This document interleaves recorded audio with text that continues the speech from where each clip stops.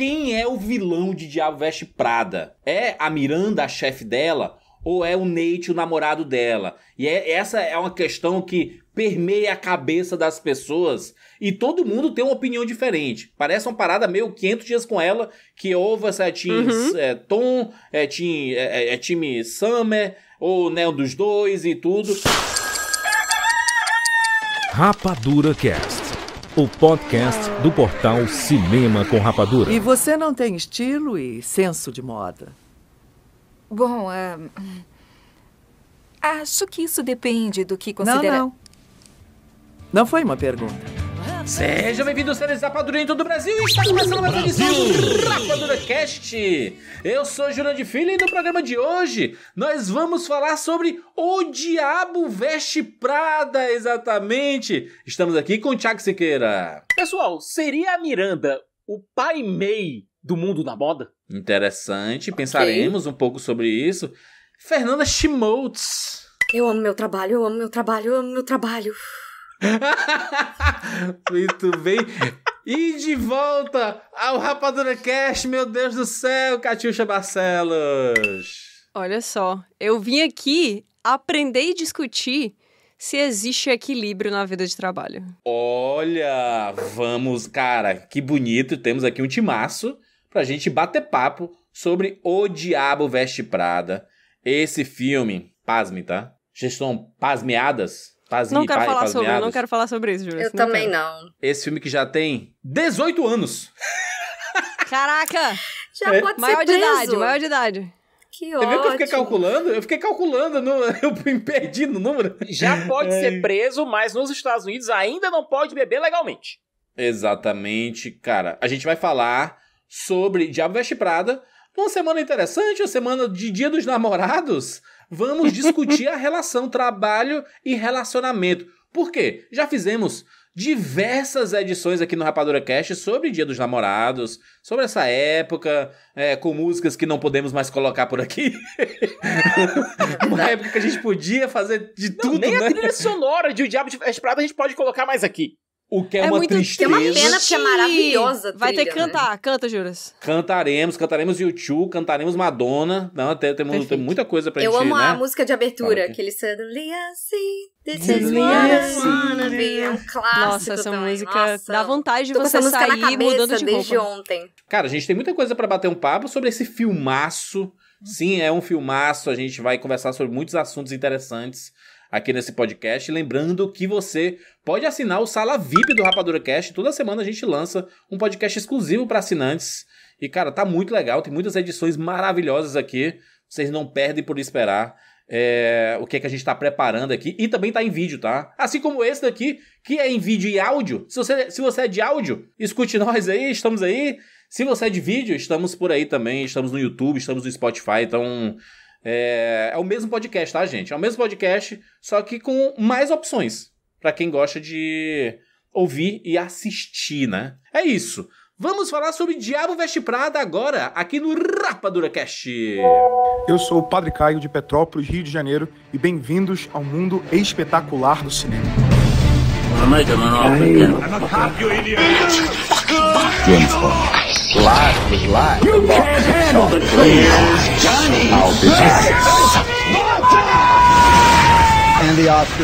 Rapadura Cast.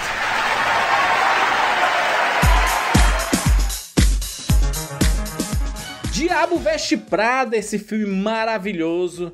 É muito legal poder assistir anos depois. Eu lembro de ter assistido nos cinemas, assisti algumas vezes posteriormente, assim, quando tava passando, mas quando a gente assiste pra analisar, pra pensar em personagens e tudo, ele fica muito mais legal. Esse filme é muito à frente do tempo. Ele discute coisas que não se imaginava nos anos 2000.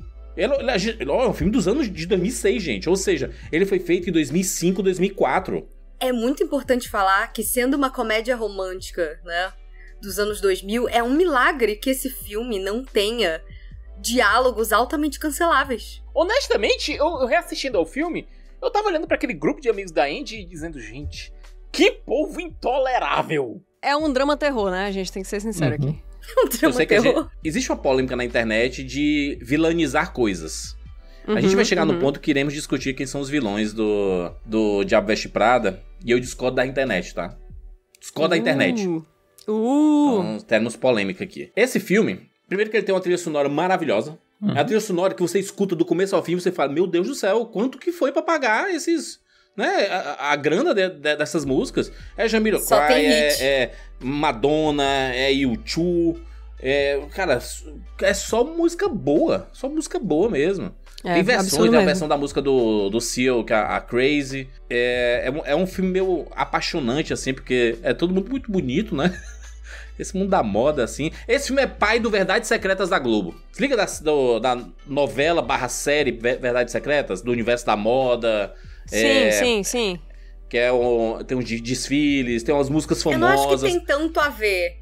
Tipo, tem o tema da coisa da moda, mas é muito mais uma questão sexual, drogas... É PG-13, né? Muito PG-13. Aliás, faz muito tempo que eu li o livro. Mas eu lembro que, lendo o livro, eu tava pensando, gente, essas pessoas, incluindo a versão da Andy do livro, essas pessoas são um saco. Essas pessoas são Cicas, isso é a maior verdade, cara. Esse negócio de que todo mundo é gente boa quando é interessante é muito, muito mentiroso. Normalmente, ou as pessoas são legais ou elas são interessantes. Mas deram uma melhorada nas personalidades de todo mundo aqui pro filme. A própria Andy, gente... Isso é normal. Era difícil, era uma protagonista difícil de acompanhar no livro. Mas é foda, né? Porque o livro, ele é muito autobiográfico. E aí, eu acho que também... A vida real, ela é muito interessante quando você vive uma experiência tão particular quanto ser estagiária da Anna Wintour na Vogue, mas...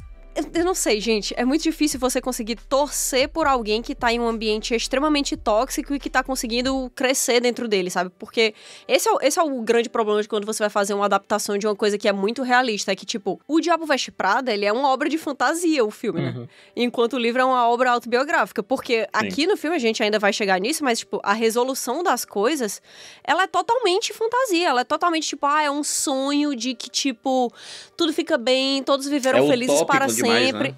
Completamente. Todo mundo tira a parte boa disso e melhora como pessoa imediatamente. Não, e tem que... Quando você vai fazer uma adaptação, você tem que pegar uma galera que funciona... Assim, a adaptação da vida real, né? Porque de uma outra obra, o próprio autor já faz isso quando você tá falando de ficção. Mas, tipo assim... Se todo mundo for insuportável, a sua obra vai ser insuportável. Se todo mundo for tóxico, sua obra vai ser tóxica. Se todo mundo for muito ambicioso, que tipo de história você vai contar, né? Tem que colocar os estereótipos aí do cinema e, na verdade, da ficção em algum lugar. Quando eu fui assistir Uma Ideia de Você, A Ideia de Você é aquele filme da Anne Hathaway mais recente, lá com o carinha que vai ser o He-Man, se o filme sair do papel, é claro. Criticado injustamente, tá? A internet desceu o sarrafo como se fosse a pior coisa do mundo. Fanfic do Harry Styles, só vou dizer isso. Deixa o filme ser de boinha. Um filme de boinha, gente, pra assistir, pelo amor de Deus. Não pode ter filme mais de boinha.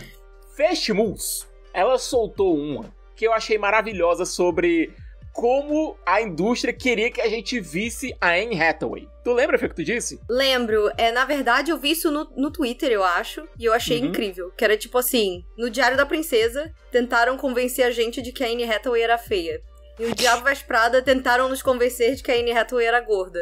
E agora, Uma Ideia de Você, né? Tentaram nos convencer que a Anne Hathaway tá velha. Tipo, galera, desistam, sabe? Essa vibe. A mulher é perfeita. Mas porque o Diabo Veste Prada, ele é, eu diria, uma sátira, né? Ele faz diversas críticas a esse sistema mesmo que está relacionado, principalmente aqui no mundo da moda, né? A gente tá falando de uma revista extremamente famosa, né? Que é uma analogia pra Vogue.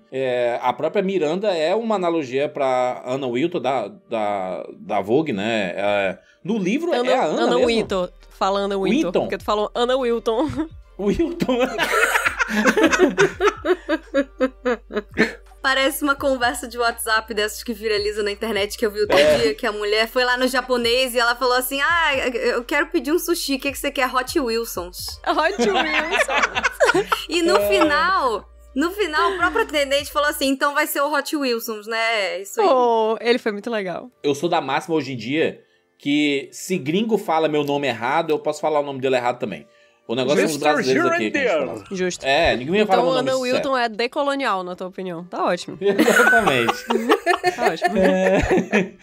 O livro, ele fala o nome da Anna ou é Miranda também? Eu não sei, não li o livro. Apesar de que a Anna Wintour, ela assistiu Diabo Veste Prada, disse que achou correto, deu o selo de aprovação dela, não está nem aí pra galera falar mal dela, porque assim, ela é perfeita mesmo, e é isso que ela faz, ela tira o melhor das pessoas, ela não se ofendeu. Mas, Kátia, voltando aqui, ela falou isso do filme, não do livro. Do filme, porque, sim. Novamente, as pessoas que a gente vê no filme são muito mais toleráveis do que as pessoas que a gente lê no livro. Se tivesse uma oportunidade de alguém te interpretar no cinema e essa pessoa ser a Meryl Streep... Cara, sério. Numa interpretação a Meryl Streep poderia me maravilhosa. interpretar e me faria melhor do que eu sou. Eu concordo com o Siqueira. Não, que esculhambassem minha personalidade, me chamassem de um lixo de pessoa. Essa foi a pior pessoa que já existiu na face da Terra. Interpretada por Meryl Streep. Lucro. Diversas críticas pra diversas coisas, assim, principalmente no mercado de trabalho. Fala muito sobre o mercado de trabalho feminino, né? A visão que se tem... Sim. Pra mulher que se dedica muito ao trabalho, né? Que coloca o trabalho em primeiro lugar. Que era uma coisa que se discutia muito no começo dos anos 2000, né? Eu gosto muito, inclusive, como eles fazem a humanização da Miranda na virada ali pro terceiro ato e durante o terceiro ato. É muito massa mesmo. Muito importante. Senão ela se tornaria só uma visão seria uma estereotipada, né? Caricatura, né? Não é real, né? Essa pessoa não tem nenhuma fragilidade? Como assim, não, né? Gente, tipo, não é ser humano. Aquela missão impossível que ela dá pra Andy de ir pegar o livro daquela que não deve ser nomeada... Ah, é verdade. É um manuscrito de Harry Potter, né? A Miranda falou assim, minhas filhas querem ler. Minhas filhas... não publicado. Né? Elas leram todos os livros e aí tem um livro que vai sair. Não é só não publicado, é o livro 7, gente. É o final. É uma forma de mostrar o quanto a Miranda exigia dos seus funcionários, né? De mostrar ela ia no impossível, né? Mas é muito interessante a gente ver, inclusive, por que e em qual momento a Miranda pede. Na verdade, ela meio que obriga a Andy a conseguir esse manuscrito. Ela tá punindo a Andy, porque foi a primeira vez que ela deixou a Andy levar o livro com todas as atualizações e as coisas da revista pra casa dela. E eram instruções muito específicas de que ela não devia interagir com ninguém, não devia passar ali da entrada da casa, e ela, sem querer, na inocência, sendo meio que atiçada pelas filhas da Miranda, ela acaba pegando a Miranda num momento de vulnerabilidade com o marido dela, ela pega uma briga. E isso é inaceitável pra Miranda. Então, assim, ela fica testando a Andy de formas bem pontuais e cruéis no dia seguinte, até chegar o ponto que, no meio ali do expediente, ela fala, e olha só, um parêntese, se você não conseguir o manuscrito desse livro, nem se incomode em voltar. Ela quer quebrar a Andy, ela não quer que a Andy consiga o manuscrito, ela quer humilhar a Andy, punir pelo que ela viu. Não, e que consegue o livro pra ela é o mentalista lá. Pra mim é o mentalista. É o cara lá do mentalista. É o mentalista, sim. É o mentalista. O mentalista, ele só tem um interesse na cabeça dele, a gente sabe muito bem qual é. Sim, encontrar o assassino que matou a família dele. Muito bem, sim. Encontrar o John Doe. Mas é impressionante como todo mundo que interage com a Anne Hathaway fora do ciclo ali tá interessado em pegar ela, sabe, assim. Eu sei que a Anne Hathaway é muito bonita, mas ela é lindíssima, pô. É o mal da mulher bonita, sabe, assim. A pessoa quer mais... Você tá falando, ele não tá interessado no que você tá falando, sabe. É meio bizarro isso. Ao mesmo tempo, se a gente voltar pra aquela cena lá da festa em Nova York, que é no dia do aniversário lá do namorado dela, o insuportável lá do Nate, olha, ela tá num evento de trabalho, ela foi chamada de última hora pra ir, tá certo, é teu aniversário, mas, bicho, ela tá num trabalho de alta exigência. É um evento de trabalho, ela não tá indo se divertir. E na hora que ela tem um momento pra tentar fazer um networking dela, ela sacrifica isso pra quê? Pra ir correndo pro aniversário do cara. Não chega a tempo e o cara ainda fica de cara amarrada pra ela. Acho que é um momento importante, tá? A gente não tá nem na metade do podcast aqui, mas eu acho que esse podcast é sobre essa discussão. Que é quem é o vilão de Diabo Veste Prada? É a Miranda, a chefe dela? Ou é o Nate, o namorado dela? E essa é uma questão que permeia a cabeça das pessoas e todo mundo tem uma opinião diferente. Parece uma parada meio 500 dias com ela, que ou você é Team Tom, é time Summer, ou né, um dos dois e tudo, mas a verdade é a seguinte. Mentira, né? Essa é a minha opinião, não é a verdade, né? Não sei se eu diria a verdade. Né? Enfim, né? Esse filme, ele é recheado de vilões. A Miranda, ela abusa psicologicamente de todo mundo ali. Todo mundo tem medo da Miranda. Como é que a Miranda, ela não é a vilã desse filme, gente. Tipo assim... A chegada dela é tratada como se fosse a chegada do Godzilla. Exatamente, cara. Todo mundo tem medo, tem que tirar... Tem que tirar o seu sapato e calçar o salto quando ela chega. Aquela pobre da modelo que tava no elevador, e ela sai do elevador pra deixar a Miranda sozinha, ainda pede desculpas porque estava no elevador. Exatamente. Pelo amor, isso é um terrorismo, né? É um terrorismo. Mas é um terrorismo mesmo. O Nate, e aí é uma coisa que a gente tem que falar aqui, né, abertamente, a internet tem uma dificuldade muito grande de discutir relações adultas, né? É muito difícil. São pessoas que têm seus problemas. A própria Indy tem problemas ali. E existe nuance, né? Sempre vai existir nuance. Tem que ver o que é que ela diz pras pessoas que fazem parte da vida dela. Porque a primeira coisa que ela fala é falar mal da Miranda, falar do ambiente de trabalho, não gosta de trabalhar onde ela tá. Então as pessoas assumem que aquele lugar não é legal. E que torcem pra algum momento ela sair daquele local. E aí ela passa a gostar e se dedicar e se encontrar ali. Mas isso é comunicado para as pessoas que fazem parte da vida dela? Não, mas jura, ou não é comunicado porque ela tá muito ausente? Sabe? Essa é a discussão do filme. Tem um detalhe aqui que a gente precisa colocar também. Quando a Andy chega naquele emprego, ela não entende de moda, pelo que o pai dela diz. Ela tinha sido aceita na faculdade de Direito e resolveu fazer jornalismo. E a gente sabe que nos Estados Unidos essa questão de você ser aceito na faculdade é algo bem complicado, especialmente nessas Ivy Leagues. E ela resolve fazer jornalismo. Ela tinha sido a chefe do jornal da faculdade dela. Novamente, um Ivy League. É algo importante. Só que ela chega sem conhecer o mundo da moda. Aquele diálogo no qual a Miranda explica pra ela o que, de fato, eles fazem ali... Por que ela tá usando o suéterzinho azul? Aquele diálogo, aquele monólogo dela me deixa arrepiada. É fantástico. Nós 4 aqui trabalhamos com entretenimento, certo? Eu acho que o Jura sofreu isso muito também. Ele já falou isso algumas vezes. De chegar e explicar para as pessoas da família dele o que ele faz e ter gente que não entende. Sim, até hoje. Que acha que você tá brincando na internet. Sabe? Eu acho que todo mundo que trabalha com algum tipo de arte ou como jornalista de arte sente isso algumas vezes. Ouve isso algumas vezes. Dizendo que o que você faz não importa. Gente, quando veio aquele momento da pandemia, quando ela se agravou de fato, a gente ficou preso em casa. Se não fosse o acesso à arte que a gente tinha endoidado mais do que a gente endoidou. Sim, se não tivesse filme, série, videogame, música, shows... Livros. Shows. Livros. O que a Miranda faz ali é explicar o que é a arte da moda. O que é você colocar uma roupa e dizer pro mundo, esse sou eu. Tem um discurso bem bonito do Nigel também. Ele é o melhor.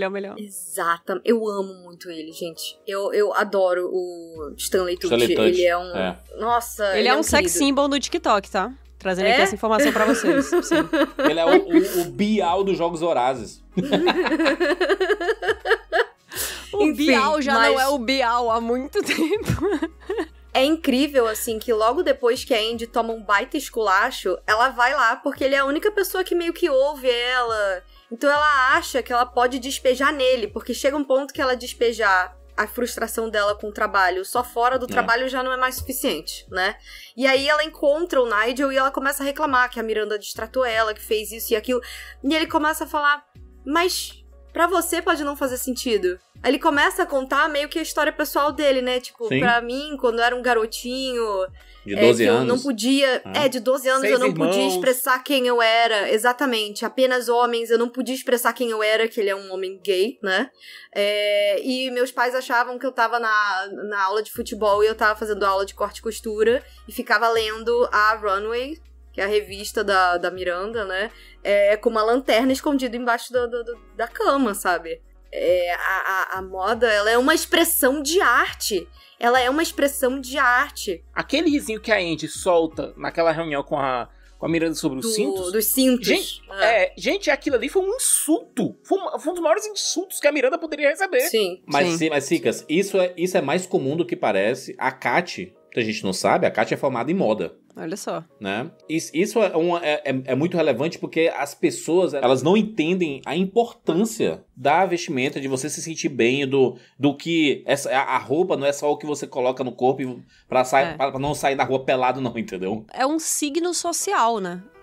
Não é só como você se expressa, mas é como você é entendido. E todos os recados são constantemente passados pela roupa das pessoas, inclusive por pessoas que acham que não estão entrando nessa armadilha da moda e tal. Acho que, tipo, quando a gente discute moda, a gente fala muito de arte, que é verdade, é uma expressão artística muito forte, assim, mas é também um nível de controle econômico e social. Sim. Que muitas vezes as pessoas não levam tanto em consideração, né? Tipo, a gente sabe que com o caminhar da sociedade, a moda vai acompanhando, apesar de existirem esses ciclos e tal, de tendências, que a gente sabe que de X em X anos eles voltam, né? Em maior ou menor grau. Maior grau é sempre de 20 anos, que é uma coisa muito conhecida, essa regra dos 20 anos e tal. Mas assim, a gente sabe, hoje em dia, que eu, por exemplo, como mulher, posso usar um blazer, que é o que eu tô usando aqui, pra quem tá assistindo no YouTube, e eu posso usar uma calça. Mas em certo momento da história da humanidade eu não podia. Eu só podia usar saia. E eu só podia usar um tipo de saia. E aí, eventualmente, surgiu a mini saia. E o que é que isso funciona como... Tipo, o que é que isso diz pra sociedade como um todo, sabe? Fala sobre o espaço da mulher dentro daquela sociedade. A maneira como as pessoas devem enxergar aquelas pessoas. E o equilíbrio também nessas questões. Porque não tem como você dizer assim, agora você tem que enxergar a mulher como uma participante na sociedade que pode escolher sobre o próprio corpo. Ok, mas o que é que significa ser respeitoso, o que é que não significa? O que é que significa ser sexy, o que é que não significa? Aonde você vai usar cada uma dessas coisas e que tipo de recado você vai passar dentro dessa sua persona social, né? Porque todo mundo tem quem é de verdade e as personas que você apresenta em todos os lugares. A roupa que você usa em casa, que você usava principalmente em casa no meio da pandemia, quando você tava em home office e não usando câmera, certamente é uma roupa muito diferente da roupa que você ia pro escritório. A roupa que você usa pra ir na casa dos seus pais visitar porque acabou a sua comida e você quer pegar um Tupperware de banho de 2, é diferente da roupa que você usa pra sair pra um encontro com uma pessoa que você quer conquistar.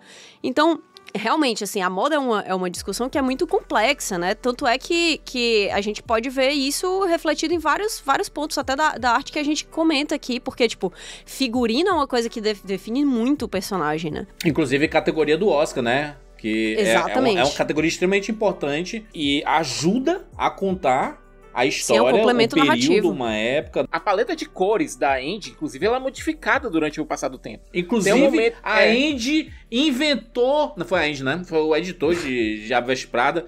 Inventou a transição do TikTok, que é você sair de uma coluna e trocar de roupa e só roupa de alta costura, elite, mas cacete, pega aquela cena que a Fê falou, certo? Do cinto, a cena do cinto. Ela tá usando, como a Fê falou, uma roupa azul cerúlea. Quando a gente chega lá no jantar que ela tem lá com o mentalista, lá no último ato do filme, ela tá usando uma roupa muito preta mesmo, e ele mesmo diz, você passou pro lado sombrio, certo? E isso reflete a mudança da personagem, se bem que, no meu ponto de vista, a personalidade da Andy continua a mesma, tanto é que ela descobre lá do golpe que tá sendo planejado dentro da revista, ela corre pra avisar a Miranda, achando inocentemente que a Miranda não sabe o que tá acontecendo. Sim.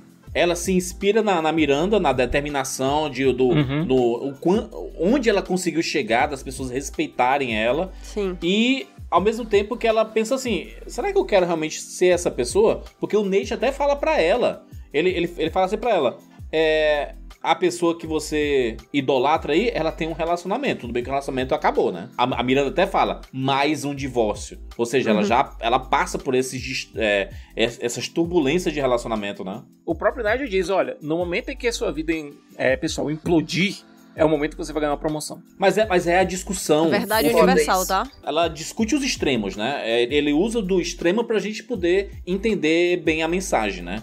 Que é, ou você se dedica muito à sua carreira e, infelizmente, isso afeta a sua vida pessoal, porque você vai se dedicar muito à sua carreira. Isso todo mundo aqui conhece histórias de pessoas que terminaram relacionamentos, que estão solteiras, sei lá, e tentam, inclusive, buscar novos relacionamentos, e isso acaba sendo um empecilho. E isso eu falo para homens e para as mulheres, mas aqui no filme é focado muito no universo feminino, mas o universo masculino, ele é muito... as pessoas aceitam muito mais. São forçadas a aceitar muito mais. A Andy não tá errada quando ela fala lá pro mentalista, se a Miranda fosse um homem, os comportamentos dela seriam considerados corriqueiros, aplaudidos. É padrão. Elogiada. Eu acho que é muito uma discussão sobre a evolução do papel da mulher dentro do mercado de trabalho, mas também da mulher dentro da sociedade, né? Porque realmente, é como o Juras falou, tem essa discussão muito do universo feminino aqui, e se a gente olhar para 1930 e comparar o papel social do homem em 1930 dentro da sociedade com hoje em dia, ele é relativamente similar. Ainda existe essa pressão muito grande para que os caras sejam os provedores dentro do lar, para que eles se dediquem muito no trabalho, para que eles abram mão também de várias coisas para que eles consigam se dedicar a essa carreira, para que eles sejam ao mesmo tempo muito frios para conseguir fazer isso, mas ao mesmo tempo consigam ler as pessoas para conseguir manipular, mas também sejam pessoas decentes e tudo mais. Esse papel do homem, de certo modo, ele se manteve, né? Mas em 1930... o papel da mulher dentro da sociedade era completamente diferente, né? Principalmente quando você está falando de expectativas e do mercado de trabalho mais especificamente. Porque se existe essa coisa de equilíbrio na vida, entre vida pessoal, trabalho e o seu casamento, né? O seu relacionamento romântico. Se a gente pensa em a vida doméstica, se você pensa várias décadas atrás, era muito mais esperado da mulher que ela se dedicasse ao casamento, que ela tivesse um bom relacionamento com o marido dela, que ela conseguisse dar pra ele o conforto e que ela conseguisse gerar filhos e cuidar desses filhos. E aí, também, agora, isso se mantém, só que adicionado a isso tem uma pressão muito grande também de, mas ela também precisa ganhar o próprio dinheiro, ela também precisa ter a própria carreira. E ela precisa ter condição de se encontrar com vários caras enquanto ela tá em um trabalho que puxa muito o tempo pessoal dela e conseguir impressionar esses caras ao mesmo tempo que ela tá super arrumada, se mantendo muito bem, eternamente jovem, e aí ela tá se dedicando a essa carreira, mas ao mesmo tempo, se ela encontrar um cara que ela gosta, ela tem que conseguir abrir mão de coisas dessa carreira pra ter um tempo pra esse cara, porque se alguém vai abrir mão de algum momento profissional que é imprescindível, deve ser ela, não ele, né? Porque ele é um cara, ela é uma mulher. Então, se a gente para pra pensar nisso, existe esse empilhamento de pressões sociais, de expectativas sociais dentro do papel da mulher, né, hoje em dia, que inclusive é uma das coisas que é mais discutida quando a gente fala sobre natalidade, que tá sendo um grande problema político internacional, que tem um monte de gente agora que diz, não quero mais ter filho. Gente, eu vou entrar aqui numa seara que é um pouco pessoal pra mim, certo? Minha mãe foi mãe solteira, certo? Não só isso, ela era uma executiva de empresa. Então, imagina só, anos 80, segunda metade dos anos 80, a minha mãe sendo executiva de uma empresa grande aqui no Ceará, grávida, tendo que lidar com as pressões da empresa, com as pressões da família, porque ela era arrimo de família, ela segurava as coisas aqui, certo? Não tô falando só de mim, que eu não tinha nascido ainda, mas também segurava as pontas lá com o meu avô, com a minha avó. Ela tinha que manter a casa, certo? O figurino que ela vestia, aliás, como eu tive um problema de saúde muito jovem, ela mantinha um figurino azul e branco por conta de uma promessa que ela fez. Mas ela sempre mantinha um figurino muito, muito bacana. Como ela trabalhava numa fábrica, ela era gerente de recursos humanos de uma fábrica grande aqui em Fortaleza, ela ia pro trabalho com um salto alto, mas quando chegava lá, a assistente dela já tinha deixado um par de havaianas para caso ela tivesse que descer pro chão da fábrica para resolver alguma coisa, ela tirava o salto alto, colocava a havaiana e ia correndo, sabe? Teve um momento, uma festa de empresa, que ela me contou, acredite, foi uma mulher que falou isso pra ela, falando de que esse negócio de ser mãe solteira é coisa de mulheres de segunda categoria. O que ela teve que se segurar pra não dar um soco nessa cidadã, pelo menos eu imagino. Ela teve classe pra conseguir responder de maneira elegante. Mas eu imagino todas as pressões que ela sofreu. Com certeza. Tendo que ser uma mulher num ambiente corporativo, num ambiente no qual, aliás, se considerava como elogio chegar pra ela e dizer: nunca vi uma mulher tão macho como você. Porque parecia que pra você elogiar as capacidades de alguém nesse ambiente, você tinha que tirar a feminilidade da pessoa. Eu, como criança, eu não sabia como absorver todas as informações, sabe?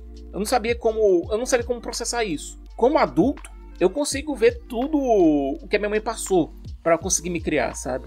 Aí eu fico olhando também pra Miranda. É impossível pra mim não ter um olhar compassivo pra Miranda, porque eu sei o que a Miranda deve ter ouvido crescendo na empresa. Eu sei o que ela deve ter ouvido até mesmo de...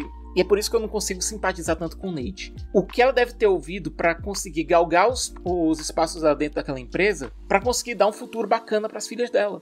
E ela mesma fala, é mais um pai é mais uma figura paterna que se vai. Você consegue até empatizar e simpatizar por causa desse pedaço da história dela, mas que não apaga todos os abusos psicológicos que ela faz com todo mundo da empresa.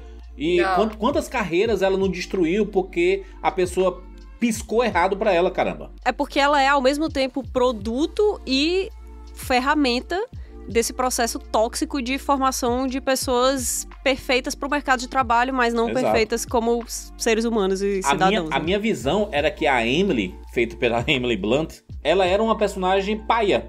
Eu lembrando do filme assim anteriormente, vai ter uma amiga lá que vai ser assistente junto e ela vai passar rasteira, né? Eu fui assistindo o filme, cara, a Emily não faz nada errado. Nada. Ela instrui a Andy do começo ao fim, ela passa as informações corretas, ela passa inclusive em detalhes pra ela poder exercer bem a função. E ela só fica puta porque ela perdeu a viagem dos sonhos dela, sabe? E é isso. Essa questão dela fazer ali um certo bullying com a Andy é muito também pela questão, acho que, da revolta dela.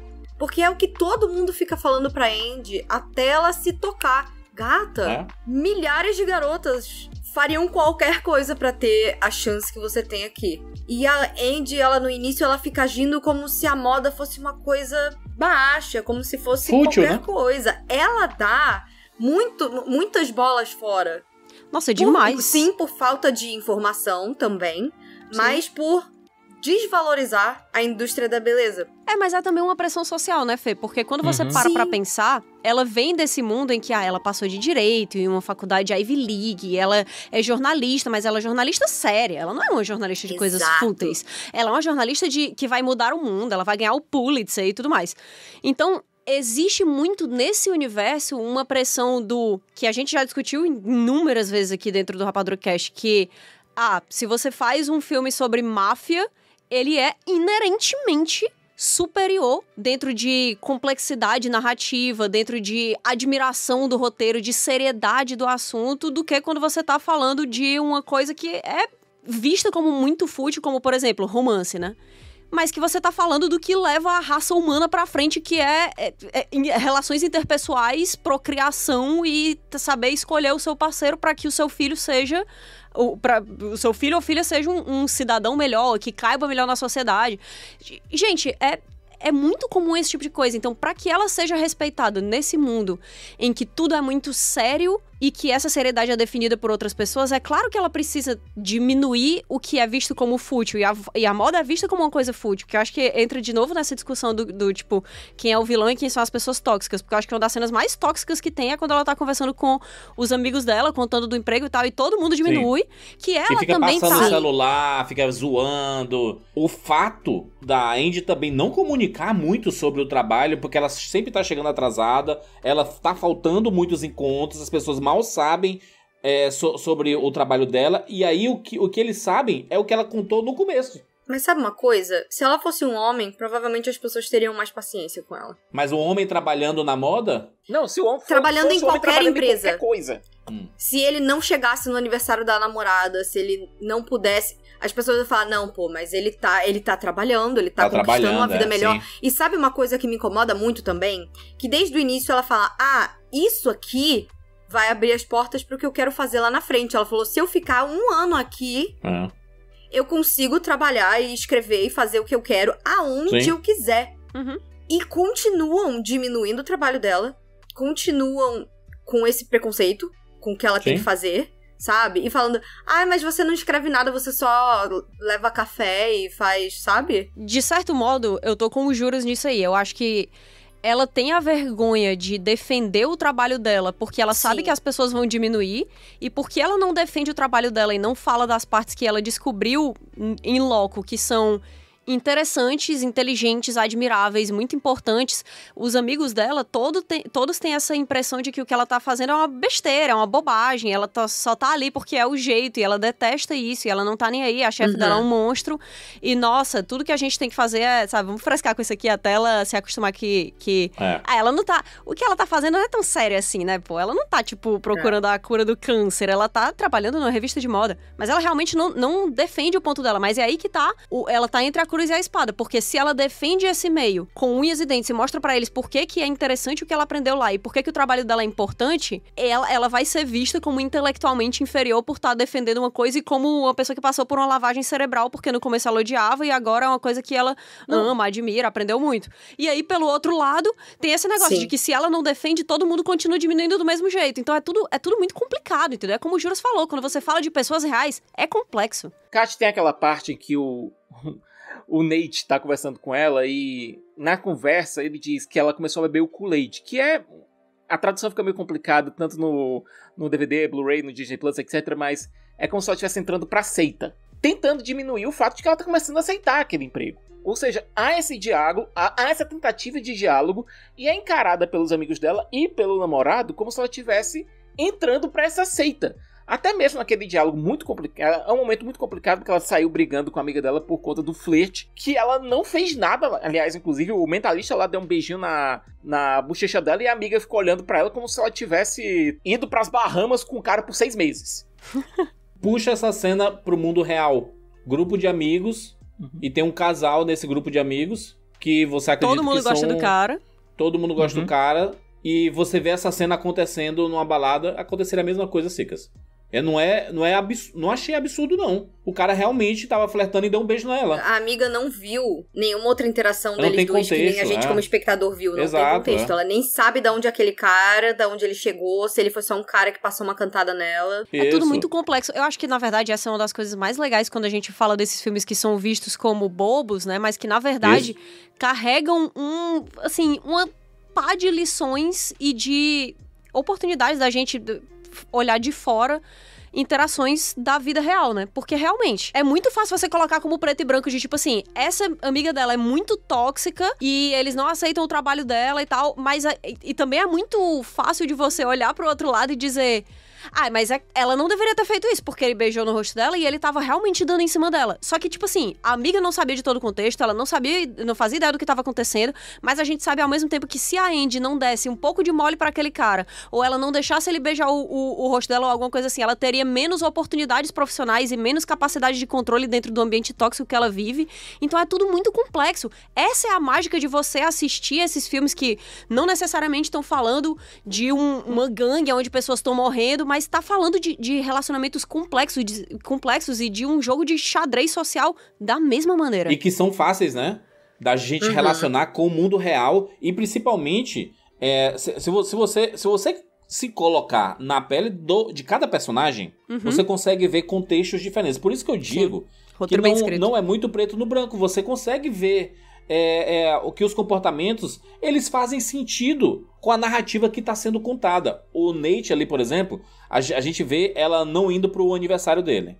Cara, aniversário é uma data importante. Para algumas pessoas é muito importante, é o momento mais importante do ano, é o aniversário daquela pessoa. Ok, é justificável que ela estava trabalhando? É claro que é. Mas como houve uma grande passagem de tempo, aparentemente, ela faltou muitos desses encontros, entendeu? Então aquele foi tipo o estopim. Chegou no momento do estopim dela não ir pro aniversário dele e ele ainda ficou com ela. E tanto que eles discutem sobre isso. E aí, como é que vai ser? O seu trabalho vai consumir as suas relações pessoais?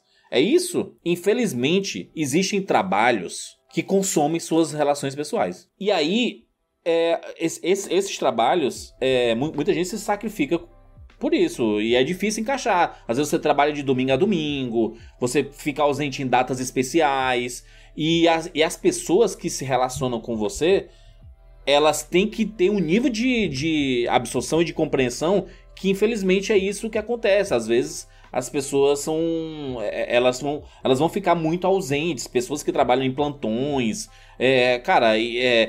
virando noite, sabe? Às vezes do dia que você tá acordado, durante o dia você tá acordado, a pessoa tá dormindo porque ela trabalhou a noite inteira. Infelizmente, existem essas profissões que é impossível não afetar a vida pessoal, sabe? E eu acho que o filme, ele lida com isso. Ele mostra que sim, a vida da Andy é conturbada muito por causa da Miranda. Porque ela não quer uma assistente. Ela quer uma pessoa pra ela arrastar pra tudo, pra ela respirar, a outra pessoa cheirar o ar e colocar na boca dela, entendeu? Não só isso, a Miranda quer uma mini ela. Ela quer que a Andy seja obrigada a abrir mão das coisas da vida dela, porque ela entendeu que a única maneira de realmente ter sucesso e ter o nível de precisão no trabalho que ela faz é realmente largando tudo, porque certamente ela, Miranda, procurou soluções pra não falhar nos outros aspectos da vida dela enquanto ela se dá bem no trabalho. E ela não encontrou. Então é natural que ela olhe pra Andy e pense, ela precisa aprender o mais rápido possível essa lição. Então se ela perder as coisas da vida pessoal dela, excelente, porque isso vai ser a melhor coisa que ela pode fazer como profissional. Então é como se tá todo mundo, da sua perspectiva, acertando de certo modo, mas ao mesmo tempo tá todo mundo errado. Tá todo mundo errado. O Nate é um saco inacreditável em vários momentos. Meu Deus do céu, que dá vontade de você tacar um bolo na cara dele. Eu acho que, tipo, as pessoas também... Criou-se muito essa narrativa online de que ele é o vilão do Diabo Veste Prada por várias coisas que ele faz com ela. E, de fato, ele dá uns vacilos inacreditáveis. Ele é muito chato. Ele não consegue empatizar com o trabalho dela, nem respeitar o que ela faz, nem respeitar ela como profissional. Mas, ao mesmo tempo, também é muito importante dizer que, atualmente, em 2024, o ano que a gente tá gravando esse podcast, a gente tem uma discussão muito mais forte sobre equilíbrio de vida de trabalho e vida pessoal do que a gente tinha na época que esse filme foi lançado, ou até na época em que essa narrativa dele ser o vilão começou a surgir, né? Até no próprio momento em que a Andy e o Nate vão terminar, no meio da conversa a Miranda liga e ela tá ali terminando com o amor da vida dela e ela fala, ai, peraí, não sei o que. Ele fala, cara... Tá aí o seu relacionamento. É isso. Essa é a sua prioridade. Esse é o relacionamento que você tem. Por um lado, eu entendo o desapontamento dele com ela. Tipo assim, eu não sou nem um pouco importante pra você. Nem no momento em que a gente tá terminando, você pode deixar essa ligação cair na caixa postal e retornar daqui a 2 minutos. É muito frustrante. Você ter do seu lado uma pessoa que tá se dedicando completamente à vida de trabalho... Principalmente dentro de um contexto como esse da Runway, né? É muito difícil porque se a pessoa não se dedicar completamente, ela não vai ser respeitada lá dentro. Ao mesmo tempo, se ela passa a maior parte do dia dela dentro do trabalho, você não tem como saber o contexto das coisas e você sabe que essa pessoa tá desenvolvendo relações muito profundas e com outras pessoas que você não conhece e são outras pessoas que passam muito mais tempo com a pessoa que é o seu companheiro de vida ou a sua companheira de vida do que você.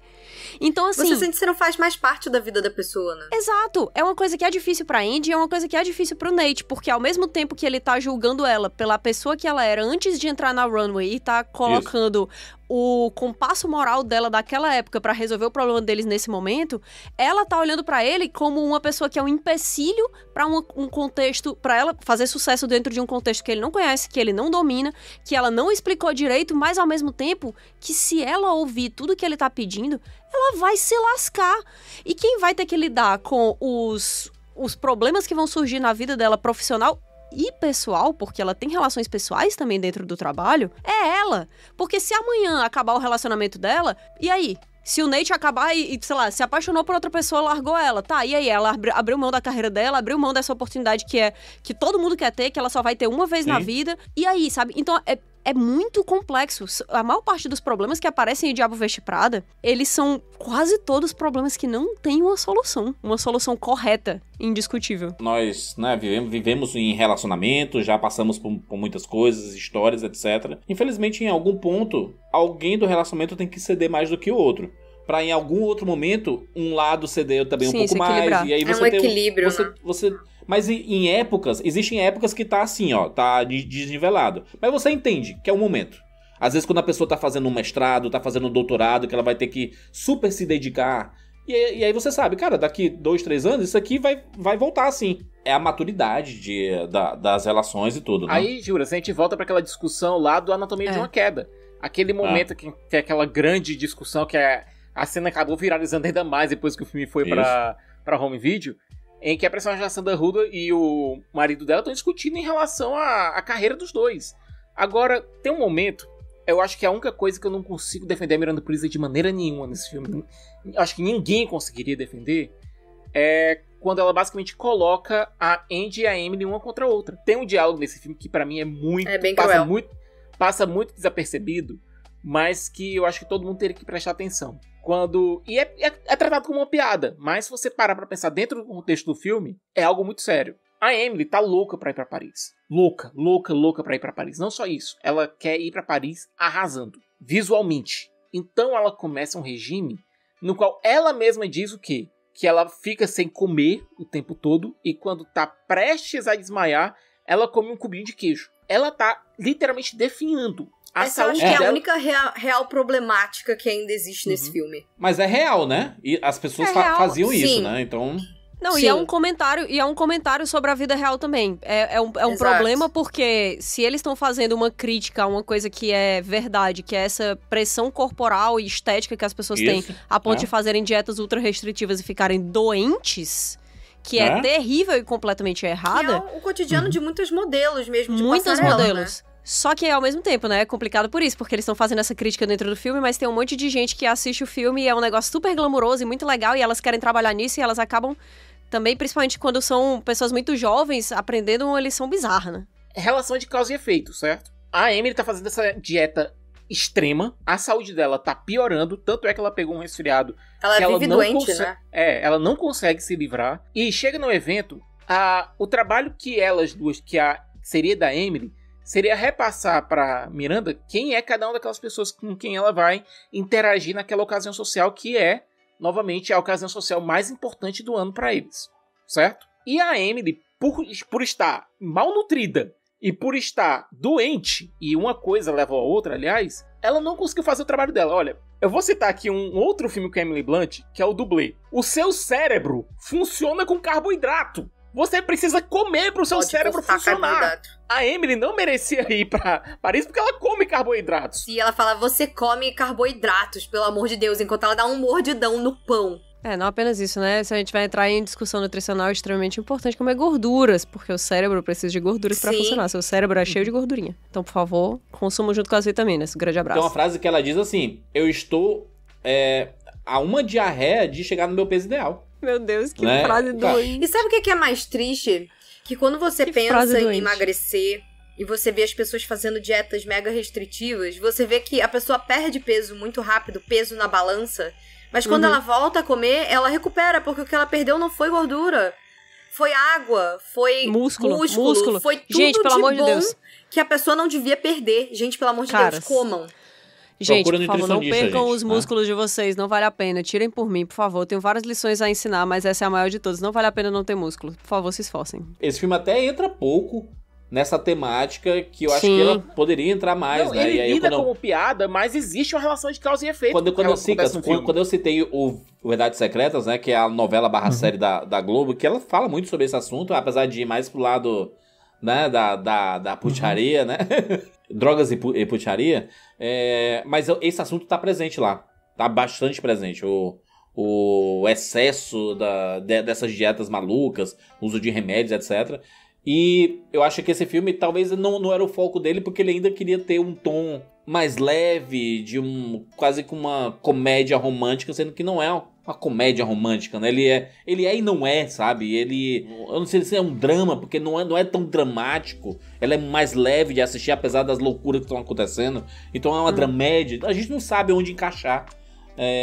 Bem, mas eu lembro que o Diabo Veste Prada foi lançado como uma comédia romântica. Acho que ele é muito categorizado desse jeito por conta do final mesmo. Gente, só complementando aqui, o que eu queria colocar era, acontece tudo isso, a Emily, ela dá esse vacilo, entre aspas, e a Andy tá lá pra segurar a barra, e a partir dali a Miranda começa a tratar as duas de uma forma bem diferente. Não existia uma relação de rivalidade ali. A Miranda que cria isso. A Emily era superior da Andy e a Andy estava fazendo o trabalho dela. Agora, nesse momento, a Miranda começa a criar essa rivalidade. Ela começa a tratar mal a Emily. Ela começa a colocar pra Emily fazer as tarefas que a Andy fazia. E depois chega pra Andy e diz, olha, mais forte ainda. Ela faz isso na casa da Miranda. A Miranda faz isso na casa dela. Naquele momento de entregar o livro, que a Andy era invisível, agora a Miranda chama ela pra sua intimidade. E diz, olha, a Emily não tá mais entregando, eu preciso da minha melhor equipe comigo em Paris, então você vai no lugar dela pra Paris. E outra coisa, é você quem vai dizer isso pra Emily. Se fosse a Miranda dando a notícia, dizendo, olha, tô trocando a minha equipe, quem vai comigo é a Andy, não seria tóxico dizer isso. É só dizer, olha, você tá performando melhor que a outra, você vai no meu lugar, no lugar dela. Quando o ambiente é tóxico, Cicas, eu acho que não tem muito jeito. Porque mesmo que ela fizesse isso, a Emily ia ficar com muita raiva da Andy do mesmo jeito e tratar ela do mal do mesmo jeito. Mas eu concordo total. Ela fez isso de propósito de novo, é mais uma dessas lições de terror misturado com Karate Kid. É Cobra Kai. A Miranda faz isso com os parceiros dela. O Nigel e todo mundo que tava ali. É esse o ponto, final. Juras. É esse o ponto.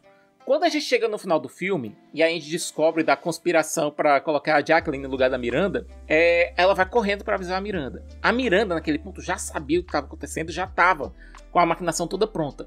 Naquele momento, lá atrás, quando ela foi entregar o livro, ela já sabia disso. O que ela tava querendo saber era se a Andy tinha capacidade de ser a mini-me dela. Se ela tinha a mesma capacidade de ir além que ela. Porque ela sabia que pra conseguir resolver a situação, ela tinha que jogar o Nigel debaixo do caminhão. Ela tinha que tirar o emprego dos sonhos do Nigel e entregar pra Jacqueline. Ela sabia disso. Braço direito dela. E aí acabou toda uma cadeia, né? Porque o mentalista perde o emprego dele, que ele ia ter uma função muito importante ali. E, ou seja, a Miranda ela não tem pudor em sabotar todo mundo pra ela crescer, entendeu? Pra ela ficar mas quem começou essa cadeia não foi nem ela. Vamos mais pra cima. Quem começou essa movimentação toda foi o editor. Mas beleza. Ela pode ter querido sobreviver nessa toda essa conspiração que ia tirar ela. Foi e ela sobreviveu lascando o outro. Arrebentando todo mundo, entendeu? Fez o que ela fez. Foi um lascando o outro, literalmente. O editor ia lascar a Miranda e a Miranda não, peraí. No xadrez social e profissional, ela ganhou. De um jeito ou de outro ela ganhou. E o lance inteiro de você conseguir fazer o que ela faz, de ser excelente no trabalho dela, por ser impiedosa, é justamente isso. É que, tipo, você tem que olhar as coisas de maneira fria e calculista, porque senão você nunca vai chegar ao canto que você quer, ou você nunca vai ter o crivo da perfeição que você precisa ter pra ter a maior publicação dentro desse mundo em que é muito difícil ser respeitado. E se você não olhar os outros como meras peças de xadrez, como é que você chega lá? Como é que você vence um jogo de xadrez se você se apegar a um bispo que eventualmente você vai precisar fazer uma jogada que você arrisca ele?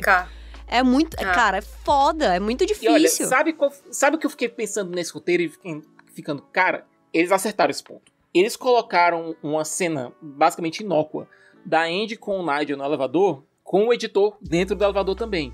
E o Nigel falando que houve uma substituição lá de peças, etc. O editor pergunta, quanto é que isso vai me custar? $300 mil. Naquele momento o editor pensou o quê? Essas decisões da Miranda estão me custando muito dinheiro. E a gente tem alguém lá na França que tá fazendo o trabalho, que é a Jacqueline, que é a editora da Runner francesa, que tá fazendo o trabalho de uma forma muito mais econômica. Sabe, essa pequena cena do elevador que parecia completamente inócua, coloca tudo isso em movimento. E fazendo por menos dinheiro de salário também, que isso é dito. Né? O problema da Miranda é que ela é completamente quem dita todas as regras. A gente tem uma cena muito boa também que eles vão ver a prévia da coleção do estilista e aí o Nigel vai explicando de acordo com as micro-reações no rosto da Miranda o que isso significa. E aí, quando ela franze a boca, né, quando ela faz um negócio meio com a boca, significa que deu muito errado, é uma catástrofe. E aí, na saída, ela ainda pergunta, mas ele vai mudar a coleção dele inteira em cima da hora por causa disso? E ele falou, então, é porque quem decide é a Miranda. Quem define o que vai ser moda e o que não vai ser é a Miranda. Então, sim, a palavra dela é a palavra final. E a cartada que ela dá com a editora, ela leva uma lista de pessoas do mundo da moda, sejam editores, sejam modelos, fotógrafos, sejam modelos, todo mundo de todas as áreas, né? Que disse, olha, se eu não trabalhar mais aqui, esse pessoal aqui também não trabalha. Essas pessoas também não vão. E eu não sei se vocês repararam, mas essa cena que o Nigel explica o que as reações da Miranda querem dizer, também volta no último momento do filme. E depois de anos eu só percebi isso agora, nessa última vez que eu assisti o filme. O aceno. Não só o aceno, o sorriso. Porque ele fala, a única pessoa que conseguiu tirar um sorriso da Miranda foi o Tom Ford em 2001. E ela não responde a Andy. A Andy acena pra ela entra com aquela cara dela fechada de sempre, e quando o motorista vai acelerar pra ir embora, ela parou e ela deu um sorriso pra ela mesma. Então, assim, finalmente alguém conseguiu derreter o coração de gelo da Miranda, mas também não esperem muita reação, por parte dela, porque esse micro sorrisinho é o máximo que vão tirar dela. Resumindo, esse sorriso, a Indy conseguiu fazer algo que a Miranda não conseguiu fazer. Manter a integridade dela. Do trabalho pra dar uma preferência por parte. Não, é tentar equilibrar, vida, não é abdicar, é tentar equilibrar. Porque ela não volta a ser quem ela era antes. Ela não se veste nem como ela se vestia antes, da forma que ela se vestia, como se ela estivesse num desfile de moda, porque ela trabalhava numa revista de moda. Você vê que ela fica ali no intermédio disso. Eu acho que é um meio termo, sabe? Porque eu acho que o que a Miranda realmente admira é que, da sua própria maneira, a Indy se tornou a pessoa que ela estava ensinando o tempo inteiro. Porque, independente dela trabalhar nisso ou naquilo, dela estar no relacionamento ou não tá, dela fazer isso, o que for, a Indy tá fazendo o que ela quer, do jeito que ela quer e correndo atrás das coisas que são importantes pra ela. E isso é uma coisa que é deixada muito clara no filme o tempo inteiro, que a Emily, ela é uma pessoa que lambe o chão que a Miranda pisa. Ela não comete um erro sequer. Ela não tá ali pra errar, ela tá ali pra acertar porque ela quer estar nos cantos que a Miranda pode levar ela. Mas é aí que tá a ironia da exigência da Miranda. Ela exige que você seja perfeita, mas ao mesmo tempo ela exige que você tenha coragem e integridade o suficiente pra discordar dela ou enfrentar ela quando ela pede que você seja perfeita do jeito dela. E a Emily nunca teve isso. A Emily tá o tempo inteiro ansiosa e com medo e ela não consegue dizer não. E eu acho que pra uma pessoa que tá em uma posição de poder como a Miranda, ela precisa ser rodeada também de algumas pessoas que tenham coragem de enfrentar ela, porque senão ela nunca vai conseguir ser excelente. Inclusive, a Indy, ela foi contratada exatamente porque ela fez isso. Ela, primeiro que ela não conhecia a Miranda, não conhecia a Runway, não conhecia... Ela se vestia mal, ela não tinha estilo, ela não tinha nada e tudo. Segundo as palavras da própria Miranda, ela falou as coisas pra ela e foi embora. E aí a Emily vai lá e diz assim, você vai trabalhar com a gente. Todas as outras que tinham sido contratadas pra aquela posição eram pequenas Emilys. Eram...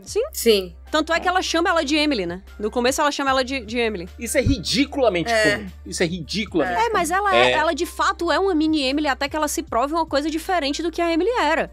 E o lance inteiro é que, tipo, na hora que a Andy fala, eu não sei se eu quero a mesma coisa que você, e a Miranda fica... Nossa, não seja ridículo, né? Todo mundo quer o que a gente tem. Todo mundo aqui quer. Sim. Todo mundo quer ser a gente. Todo mundo quer estar dentro desse carro fazendo o que a gente faz. E aí a Andy, no final das contas, diz não pra ela. É a confirmação final de que a Miranda tava certa ali no começo. Que ela tem o que é necessário pra seguir a autoridade, ser excepcional, mas ao mesmo tempo negar a autoridade quando é do interesse dela. E ali no final, a Miranda notou, ela pegou, olhou e disse assim, eu tava certa. Lá no começo, quando ela me enfrentou, isso queria dizer que ela era exatamente o tipo de pessoa que eu precisava. Que se fosse outra pessoa ali, outra Emily, não conseguiria fazer o que ela fez. E tem outra coisa que comprova o teu ponto. E, aliás, teus pontos, porque comprova inclusive um ponto anterior. Ela tá naquela entrevista de emprego lá no jornal. O editor, ele olha pro currículo dela, vê uma matéria que ela fez sobre sindicalistas e tudo. E olha assim, e esse quase um ano que você passou aí na Runway, que blip foi esse? Mas que quando ele disse, olha, eu liguei pra lá pra pegar suas referências, falei com a garota metida besta, que era a Emily. Ele pode não gostar da revista, ele pode não gostar do conteúdo da revista. Mas ele sabe que é a Miranda e a importância dela no mercado, né? Quando ela manda, a própria Miranda manda um fax pra ele dizendo, olha, ela foi minha maior decepção e você seria um idiota se não contratasse ela. Esses filmes que trazem essas temáticas sobre trabalho, elas são bem comuns. A gente tem muitas séries também, né? A gente tem a Newsroom, que a gente sempre fala, né, Cicas? A série da HBO sobre um programa, né, de um jornal, né, basicamente um jornal. E depois a gente teve outro The Morning Show, que também é um programa, é a série da Apple. Se você pegar o próprio The Office, ele narra muito sobre o dia a dia de uma empresa e as loucuras que acontecem. Quando a gente acaba de assistir o Diabo Veste Prada, o Star Plus / Disney Plus recomenda A Proposta, da Sandra Bullock, que é outro filme muito legal. Aí sim, uma comédia romântica. Tu não gosta? Uma comédia romântica. Tu não gosta? Não curto muito, não. Como comédia romântica, eu acho excelente esse filme. Excelente. E fala muito sobre isso, porque ela é a ponta firme da empresa, a chefona, a editora, e ela tem que se desdobrar. Agora, juras, tem uma coisa em comum. Tu pode não ter reparado, mas tem uma coisa em comum entre as duas séries que tu citou. Tanto The Newsroom quanto The Morning Show e até mesmo o próprio The Office. Até o Third Rock dá pra colocar também, né, na série, né? Não, mas nesses 3 que são séries dramáticas, The Office... The Office não, são comédia, né? Pelo amor de Deus. The Office é comédia, mas o Newsroom e o The Morning Show, eles têm uma coisa em comum. Os relacionamentos mais significativos que esses personagens têm, que os personagens da série têm, são com pessoas do próprio meio. Eles não conseguem ter relacionamentos com pessoas de fora, que não entendem muito o seu estilo de vida, porque pra eles, para as pessoas que estão no Morning Show, para as pessoas que estão no Newsroom, e eu vou dizer também para as pessoas que estão na Runway, aquilo não é uma profissão, aquilo é um estilo de vida, aquilo não é um emprego. Mas é por isso que muitas vezes a gente vê cantora se relacionando. Não, até mesmo, cara, Grey's Anatomy. Os médicos, total. né? Grey's Anatomy é um Médicos, excelente exemplo. Excelente exemplo. É porque é muito difícil. Mano, é impossível. Você é o marido de uma pessoa que passa o dia inteiro no hospital, a noite inteira no hospital e uma pessoa que vai faltar o seu aniversário, se tiver uma emergência. Porque se alguém liga e fala, olha, teve um acidente, você precisa vir aqui operar essa pessoa agora ou ela vai morrer. Tem um filme que eu gosto muito, que é o Jerry Maguire. Ele fala muito sobre isso, né? Porque o personagem do Tom Cruise, ele é workaholic, o negócio dele é trabalhar. Show me the money, né? Show me the money. Né? E aí você tem a personagem da Renée Zellweger, que é o oposto dele, né? Tipo, vai numa contramão total e aí dá certo. É a história de muita gente? Talvez. Mas o filme ele é bem, né, utópico, assim, porque ela dá uma freada no show me the money dele, né? Essas micro-reações que a gente falou da Miranda, era por isso que eu ia fazer a comparação com o Pai Mei, sabe? Não é só por conta dos cabelos prateados, nem nada disso.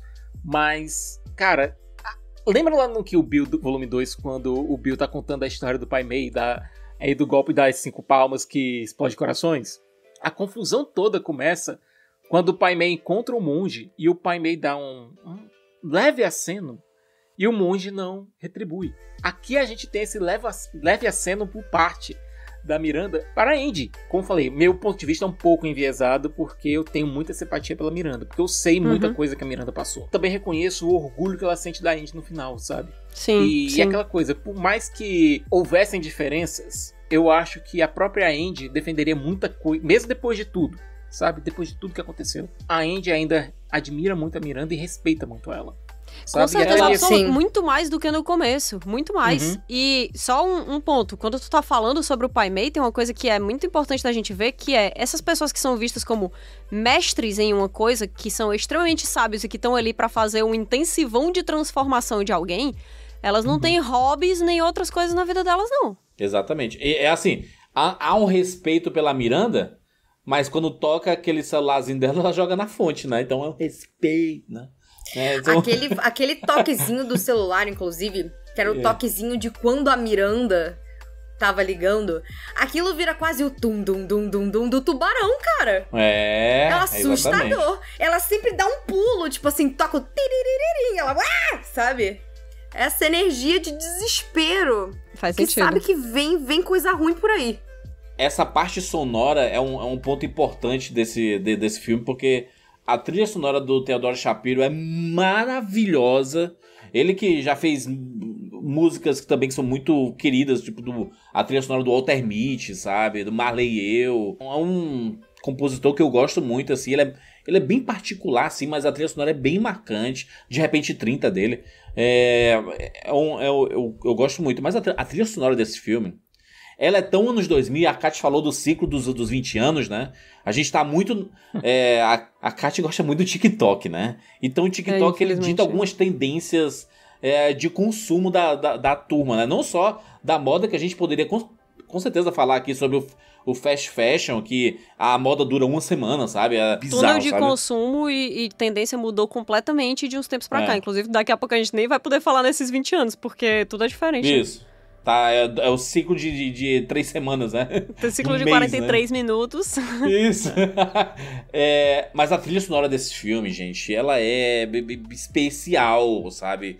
E se a gente tá falando que os anos 2000 eles são maravilhosos em termos de trilha sonora, esse filme em termos de música aqui, primeiro, o Vogue, Madonna. Se a referência já não fosse clara demais, né? Que ali a Runway é a Vogue, bota a Madonna pra cantar Vogue, né?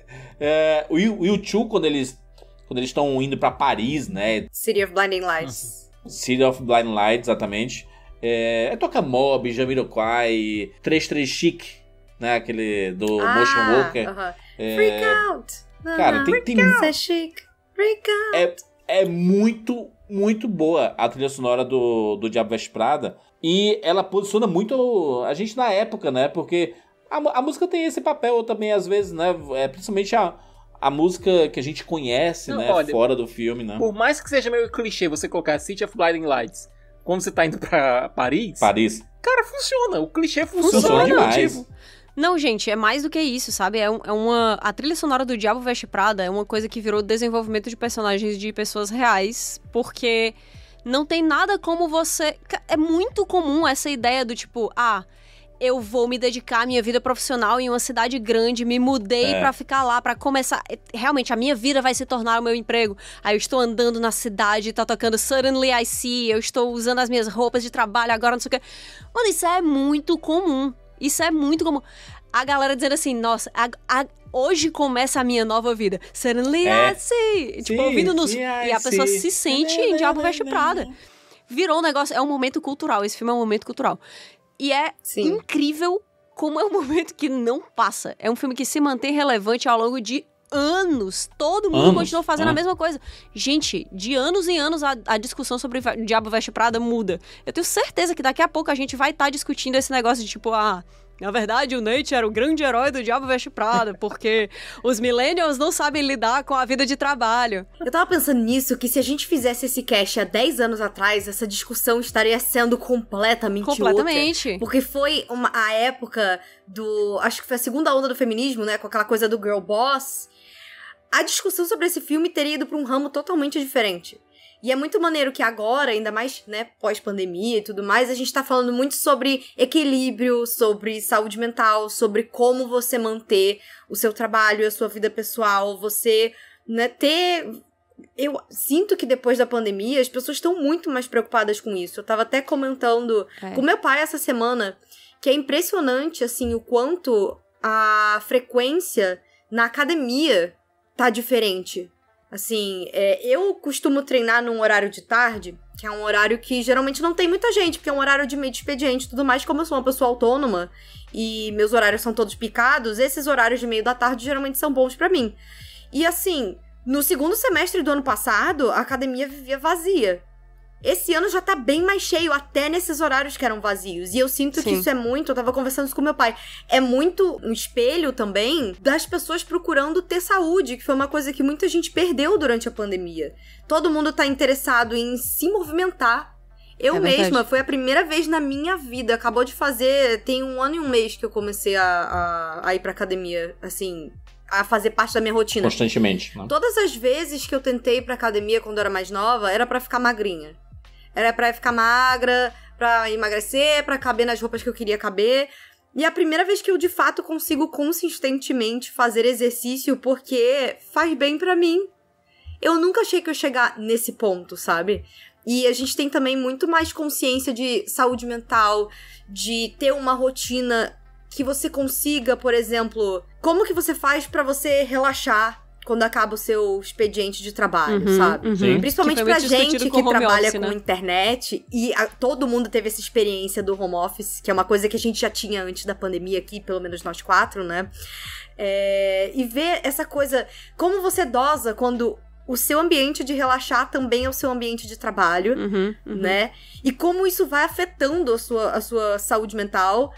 Como criadora de conteúdo também, quando o meu trabalho principal era o meu canal no YouTube, que eu fazia sozinha, eu tinha que fazer tudo, e pra fazer do jeito que eu queria, eu tinha que trabalhar de segunda a segunda.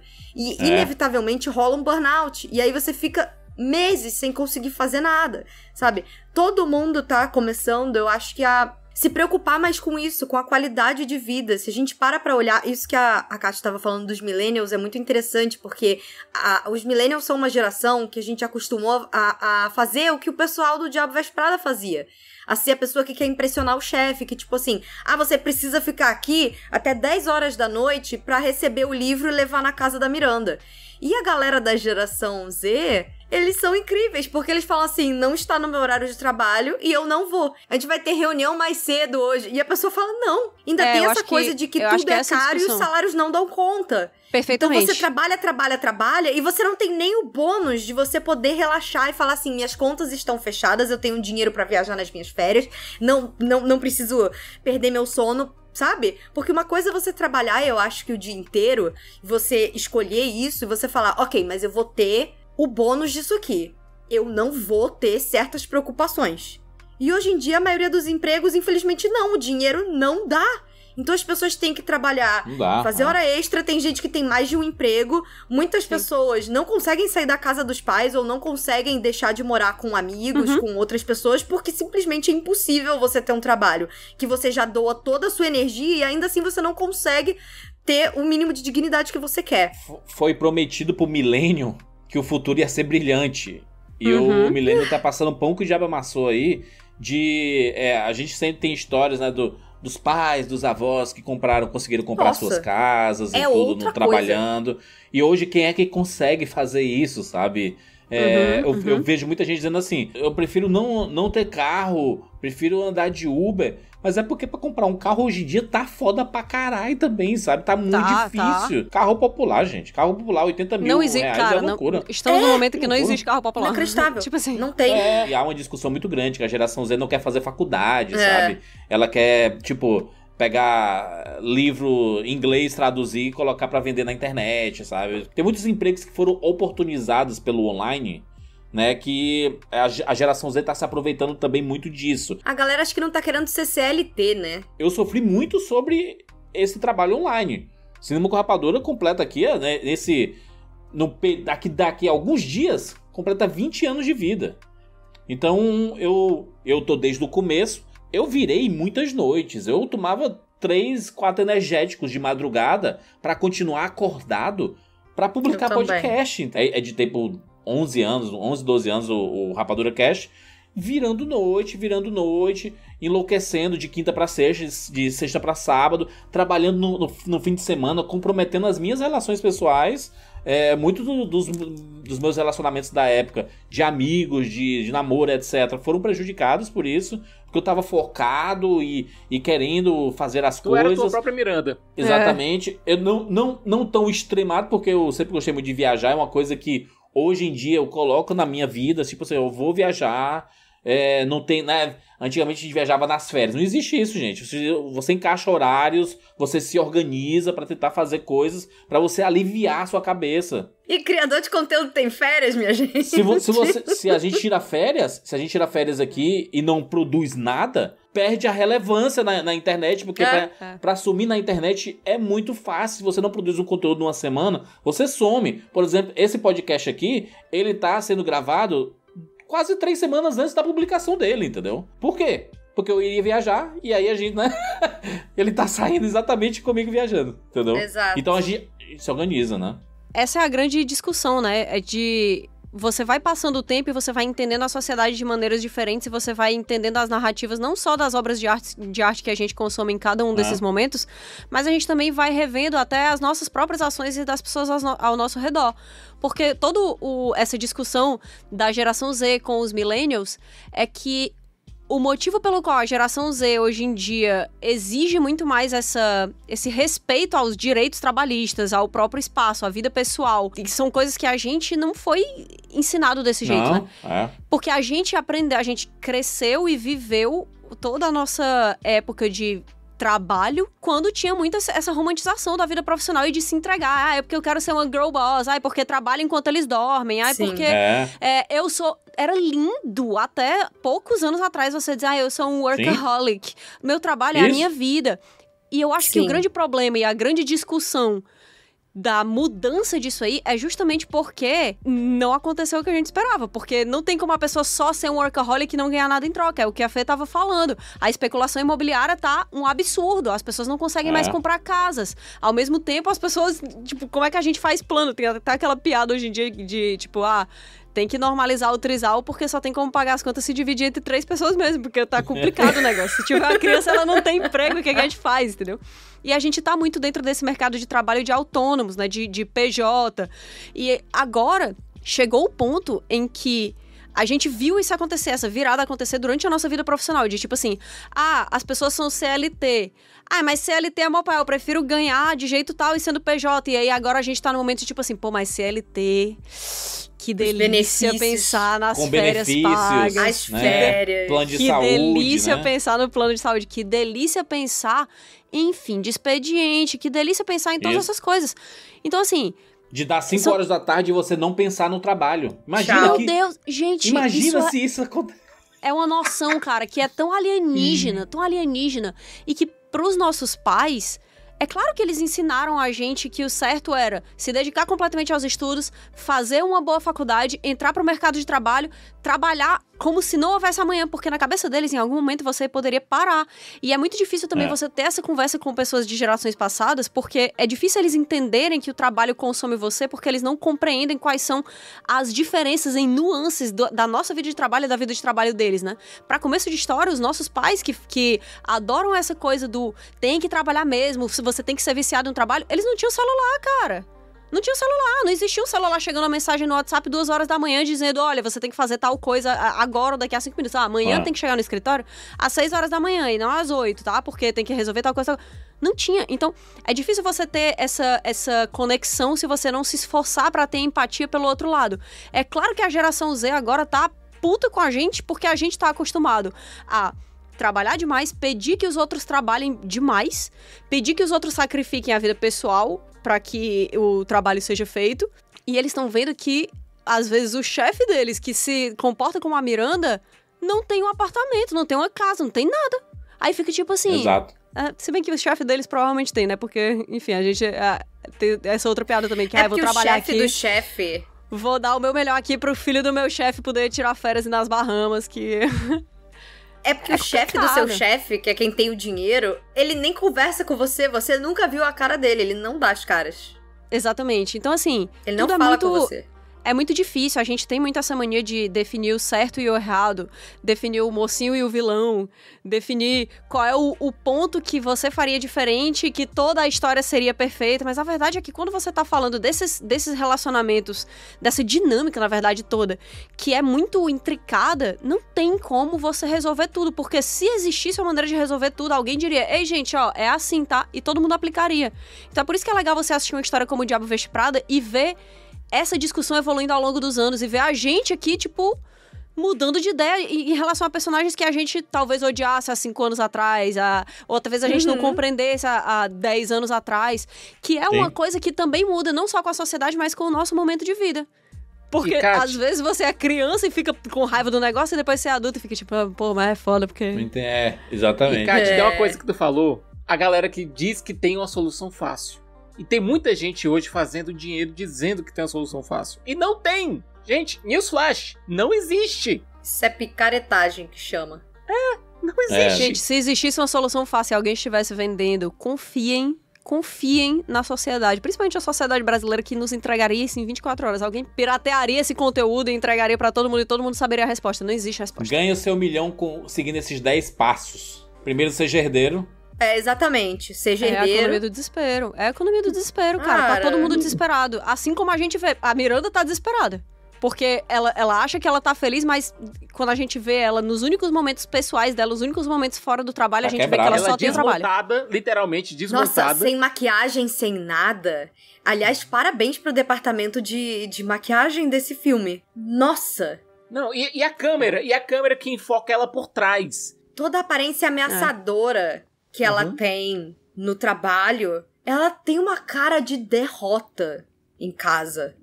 Ela tá cansada, Ela tá quietinha, com óculos dela sem maquiagem. Ela tá pálida, ela não tem nada. Ela tinha acabado de receber um pedido de divórcio do marido. E, cara, Meryl Streep, né? Nossa, ela tem Meryl Streep é um absurdo. Olha, por mais que esse filme tenha nele destruído um casamento e um namoro que depois voltou, não sei, sabe lá... Mas sabia que ele fez um caso... Acho que voltou não, hein? Eles foram pra lugares diferentes, sabe? Ela ficou em Nova York e ele foi pra Boston. Mas a gente pode dar um jeito, tá? Mas não deu jeito não, gente. Não vamos se iludir, não. Diabo Veste Prada 2, pra gente ver a continuação da... Não. Deixa Agora, pra lá. ele fez um casamento, sabia? A Emily Blunt e o Stanley Tucci trabalharam junto no filme, né? Alguns anos depois, o Stanley Tucci se casou com a Felicity Blunt. irmã da Emily. Olha! Eita!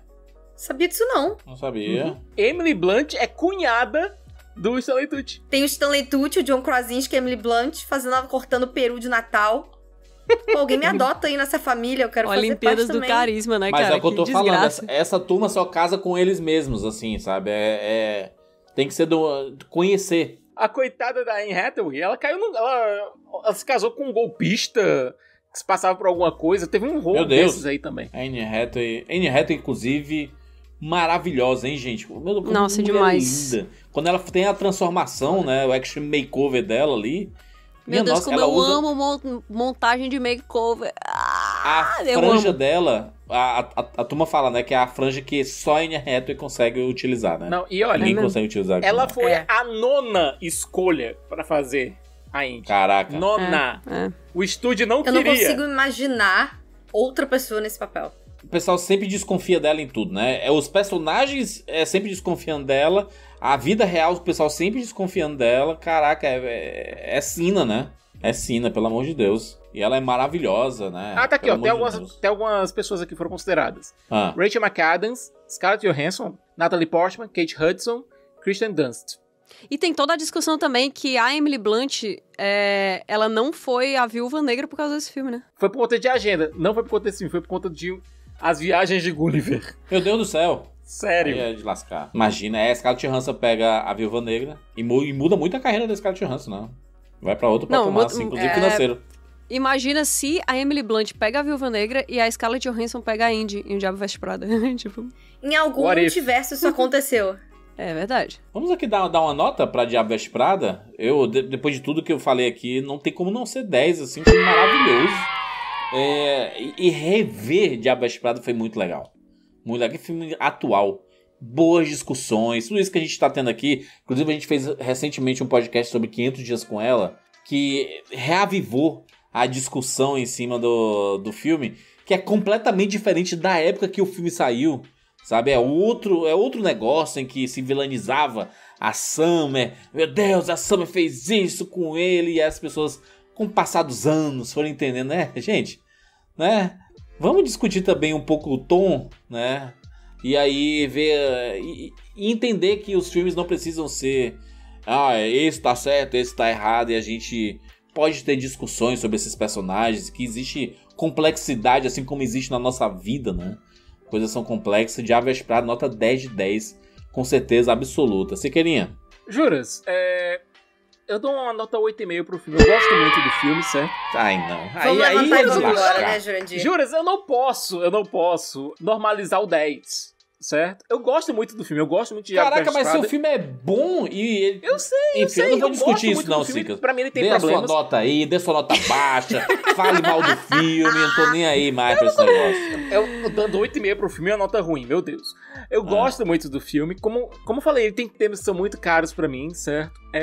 Tem alguns vícios da época, obviamente, mas que pra mim, conforme eu amadureci, eu consegui lidar com os temas do filme melhor. Eu até falei já disso aqui. Tá passando pano pra Miranda. Tô ligado. Não tô passando pano pra Miranda. Aliás... Não estou passando, eu já passei, né? É isso aí. O pano, inclusive, é da Zara. Porque ela não é marca de fast fashion. Ela não ia ligar, então o pano é Zara. Mas... pra mim é um filme que ganhou muito mais nuances conforme eu fui amadurecendo, sabe, Juras? Na época, eu acho que a nota não teria sido essa. Talvez fosse mais baixa. Mais pra uns 7,5 pra 8. Hoje eu dou 8,5, mais pendendo pro 9. 9, né? 9zinho, né, Cicas? 9zinho. Calma, Juras. Eu consigo compreender melhor os temas do filme. Eu consigo ver mais nuances no longa. E, sem contar, Anne Hathaway tá um espetáculo no filme. Ela conseguiu calar a boca de muita gente na Fox que achava que ela não ia segurar o filme. Olha a carreira da mulher agora. Só queria dizer isso. Aí, Anne Hathaway é maravilhosa. Vencedora do Oscar, Anne Hathaway, para vocês. Nota 9, né, Cicas? 8,5. 8,5, justo. Na época não, porque eu esqueci. Fernanda, por favor. Cara, é até difícil pra mim não dar uma nota meio enviesada pra esse filme. Porque eu cresci assistindo. Eu, adolescente, o makeover da Andy. Eu tive um makeover da Andy. Eu já contei isso pra vocês? Eu acho que não. Em 2013, eu tava no meu primeiro emprego. Eu trabalhava numa loja de um estilista de bolsas. E o meu gerente... Nessa época eu tinha o meu cabelo da cor natural, que era um castanho, assim, bem parecido com o da Anne Hathaway, e eu tava bem magrinha. Daí um dia meu gerente virou pra mim e falou assim, cara, você é a cara da menina do Diabo Veste Prada? Pois não deu 24 horas e eu fui na cabeleireira e eu fiz a franja. E ficou bom, tá? E ficou bom. E eu fiquei mais a cara da vibe da Andy, não da Anne Hathaway, mas a vibe da Andy. Tu tem uma foto da época? Tenho. Vou mandar pra vocês no Telegram. Nossa, eu sou muito pró-franja. Quem está assistindo esse podcast... Está vendo a foto. Né, tá vendo a foto aí da Fernanda Anne Hathaway. Cara, as músicas marcaram minha vida. Pra mim, ela era o exemplo, assim, de glamour. Amo, assim, todas as discussões que esse filme abre. Como eu já falei aqui, a gente debateu, né? Se esse podcast tivesse sido feito há 10 anos atrás, seria uma outra discussão que a gente estaria tendo. Eu amo filmes que é isso, assim, que não tem um certo ou errado, um vilão, um mocinho, que é tudo muito baseado na vida mesmo. E é um filme bem feito, sabe? Ele é um filme gostoso de assistir. Eu gosto muito desse filme, muito. Eu sou muito enviesada pra falar dele. Assim como o Brilho Eterno de Momentos Sem Lembranças, que pra mim é o filme que eu gosto de usar pra debater relacionamentos amorosos. Esse é um dos que eu acho que é mais interessante pra debater essa dinâmica do trabalho. E ele volta pra mim em muitas épocas diferentes da minha vida. Eu tô muito feliz que a gente fez esse podcast. Quando vocês falaram, vamos fazer o Diabo Veste Prada, eu falei, caraca, é um dos meus filmes favoritos, eu tô muito empolgada pra falar dele. Então eu não tenho como não dar 10. Porque ele é um dos filmes da minha vida. Então me desculpa. Aê. Eu não consigo tirar nada dele porque ele é perfeito pra mim. Não peça desculpas, Fernanda Chimous. Muito bem, Kat. Eu também vou dar 10, cara. Gente, eu vou dar 10. Eu respeito, no entanto, a nota de isqueira, ao contrário dos juras. Não existe respeito. Mas assim, é porque pra mim é uma coisa que é muito pessoal, sabe? Quando eu comecei a fazer faculdade de moda, tinha muito essa ideia de que moda era só essa parte da costura, né? Ou o desenho ou a costura e tal. E eu sempre gostei muito de figurino, de jornalismo de moda, marketing de moda. Acho que esse filme, ele coloca esse mercado de um jeito muito respeitoso e, ao mesmo tempo, com muito terrorismo também, né? Mas acho que várias pessoas levaram mais a sério o que acontece dentro desse universo da moda por causa do Diabo Veste Prada. E, pra mim, ele é um filme que evoluiu ao longo da minha vida, sabe? Em vários momentos ele foi um filme de inspiração, de tipo, nossa, é isso que eu quero ser uma pessoa que só tem o trabalho na vida e aí eu não vou olhar pra trás e nem para os lados e ninguém vai me parar e se o meu namorado... E aí, depois de um tempo eu fiquei tipo, pô, mas deve ser mó paia, né, ser a Miranda, porque negócio triste. Aí depois que você trabalha um pouco pra outras pessoas e pra chefes que são muito exigentes, você fica tipo, nossa, tomara que a Miranda seja atropelada amanhã por um ônibus, né, e tal. E aí depois passa um pouco do tempo e você tá tipo como eu tô hoje em dia, que tudo é muito difícil, tudo é muito complexo. E essa é a coisa que me faz amar roteiro desse tipo, cara. Eu adoro isso, essas análises sobre a sociedade. Teve um comentário que o Sicas fez quando ele tava falando da nota dele, que ele falou que acha que esse filme carrega um pouco dos vícios da época. Eu concordo totalmente, mas eu, pessoalmente, assim, eu até gosto, se não for uma coisa terrível, que alguns filmes carreguem essas marcas da época, né? Esses vícios da época, porque eu acho que faz parte até da análise dele posterior, que é o que a gente tá fazendo agora. Se não tivesse tanto vício de época, será que a gente se colocaria totalmente do pé dentro dos anos 2000, daquela época exata, do jeito que a gente pensava na nossa vida, que a gente pensava do que era ter sucesso, do que era ser feliz? Então, eu adoro o Diabo Veste Prada. Eu acho que, dentro do que ele se propõe, eu não consigo imaginar como é que ele seria um filme que teria mais sucesso dentro da proposta dele, assim. Eu acho que ele é realmente um momento cultural. Ele foi um filme muito marcante pra muita gente e até hoje ele é um filme de conforto também pra muita gente. É difícil você conseguir fazer isso, né? Você pegar essas várias camadas de popularidade de eu quero ser essa pessoa, ou então eu quero ter o que ela tem, mas ao mesmo tempo eu não quero ter o que ela tem. Eu quero discutir com os meus amigos, eu quero, tipo, reassistir esse filme porque ele me deixa feliz. Eu não quero assistir esse filme porque ele me lembra do meu trabalho. Esse filme, ele tem tudo, assim, pra ser um filme marcante. Eu acho que o que a gente pode concordar é que o Diabo Veste Prada é tudo menos um filme esquecível, né? E eu acho que isso é muito admirável. Eu acho que as pessoas, já falei isso diversas vezes aqui também no Rapadura Cast, acho que as pessoas respeitam muito pouco o mérito que algo precisa ter pra se tornar popular. É difícil você ser popular, difícil você ser mainstream, difícil você sobreviver aí 18 anos e tá uma galera dizendo, poxa, vamos gravar um podcast desse filme. Então eu admiro demais o Diabo Veste Prada, adoro esse filme, pra mim é um 10. Diretor de Marley e Eu também, né? Ele fez esse Que eu Diabo nunca mais Veste vou ver Prada. na minha vida. E 2 anos depois ele fez o Marley e Eu, né? O David Frankel. Que inclusive dirigiu um monte de série. O próprio Entourage, que a gente tem o ator de Entourage aqui fazendo o vilão pro Sicas, né? A Miranda é a mocinha e o vilão é o Nate, né? Nossa, você tá colocando palavra demais na boca do Sicas, que incrível. Exatamente, obrigado, viu, amando. Kátia? Obrigado, viu, Kátia? E olha, tem uma coisa sobre o roteiro do filme, a roteirista, ela passou um bom tempo dando revisadas no roteiro e mostrando pra algumas pessoas da moda que estavam com medo de colaborar com o roteiro por conta da Anna Wintour, achando que o filme ia ser, de alguma forma, ter alguma retaliação. Mas a Gisele Bündchen tá no filme, hein? Ela decidiu fazer o filme, né? Mas ela fez um pedido, a Gisele fez um pedido. Grandiosa atuação da Gisele Bündchen. Eu não quero ser um modelo. Ela foi uma colega lá da Emily. Mas sim, ela pegou o roteiro, né? Passou pra muita gente lá do mundo da moda e tudo. E só teve uma pessoa que teve coragem de dar algumas notas pra ela. E mesmo assim, no off, a pessoa disse, olha, tá todo mundo muito bonzinho aqui. Dá uma piorada nessa galera aqui, porque ninguém é bonzinho desse jeito aqui nesse mundo, não. É isso. Só tem uma modificação que eu não gostei. No livro, o namorado da Andy, ele é professor. Aqui ele é chefe. Eu acho que, pra mim, por ele ser chefe e por trabalhar com arte, porque assim, culinária é uma arte, tá, gente? Uhum. Eu concordo com o Siqueira. Ele devia ter um pouco mais de simpatia pelo que a Andy tava passando. E não só isso, ele devia ter uma rotina também mais atarefada, porque a gente sabe que trabalhar em restaurante é um negócio que consome a sua vida inteira também. Assiste The Bear e quero ver. É porque não sei o que tem vida. Tem muito. Pois é, pra mim ele devia ter continuado a ser professor, porque uma profissão mais tradicional, eu acho que criaria um conflito maior. Se o Diabo Veste Prada fosse feito hoje, a Andy seria o quê? Uma influencer? Não. Não? Eu acho que ela estaria trabalhando em uma dessas carreiras mais exigentes, que são carreiras tradicionais, mas que são vistas como carreiras tradicionais inovadoras, né? Ou ela seria alguém que está trabalhando em uma startup, ou ela seria alguém que está trabalhando, de novo, no universo da moda, né? Ou então ela, sei lá, ela provavelmente seria alguém que trabalha em uma rede social dessas que é mega exigente, que você não tem vida também, que você tem que se mudar pro campus da sua empresa e que todas as pessoas ao seu redor são do seu trabalho. É só assistir Silicon Valley. Silicon Valley é sobre isso, sobre essa temática aí. Mas eu acho que uma das coisas que fazem a Andy, um remake, coisa parecida, teria que ser mantida, sabe o que era? O fato dela vir de um sistema muito tradicional. A Andy porque ela veio de uma faculdade de Ivy League.